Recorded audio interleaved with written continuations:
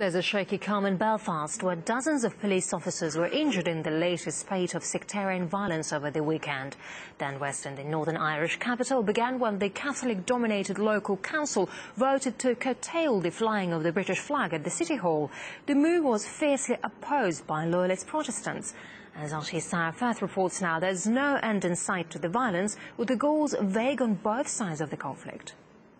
Well, it's certainly been a turbulent time for Northern Ireland. It's been 6 weeks now since the decision was taken to limit the number of days that the Union flag would fly here at City Hall, sparking that dispute that brought loyalists out onto the streets.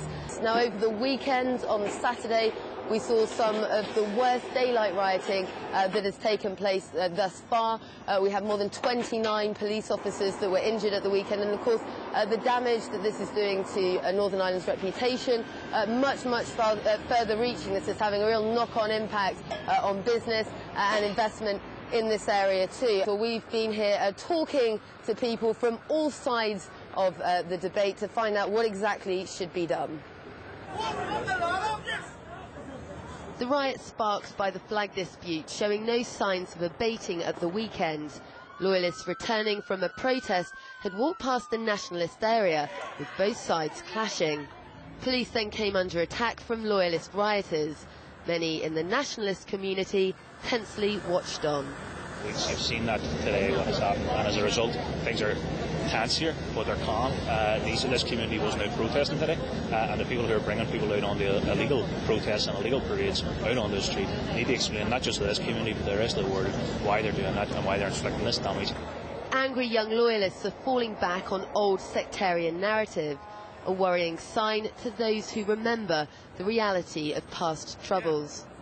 Why are lots of the people that are out here, young people, why are they coming out and reacting in this way? Because the police are actually... The flag's our culture, that's what it is, and Republicans want a one-sided Northern Ireland. They don't want Northern Ireland Britishness anything to do with that there. Will you guys be willing to accept some form of compromise? No, we have no jobs, we're struggling to get houses. Republicans are getting everything. Whenever whoever's in the right or wrong, obviously what's happening right now is damaging Northern Ireland's image around the world. Yeah. What can be done to stop this happening right now? What would these people respond to? The politicians need to come down and listen to the people on the street. They need to listen to the civilians, and they're making money out of sitting up and storming out every day, and they don't come down. When do you think this is going to stop? I don't think it's going to stop. I really don't think it's going to stop. But after the storm, some calm in the form of a peace rally held on Sunday.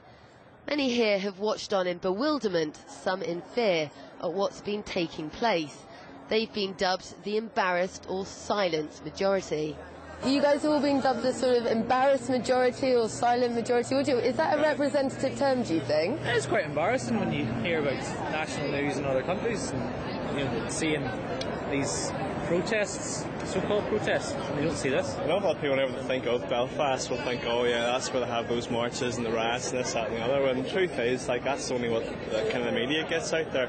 There's an awful lot of good things happening as well, with regards to culture and everything else, yeah. The race is now on to come up with a solution to calm the situation before it gets any more out of hand. Every riot, every rock thrown, chipping away at a hard-fought-for, fragile peace. Sarah Firth, RT, Belfast.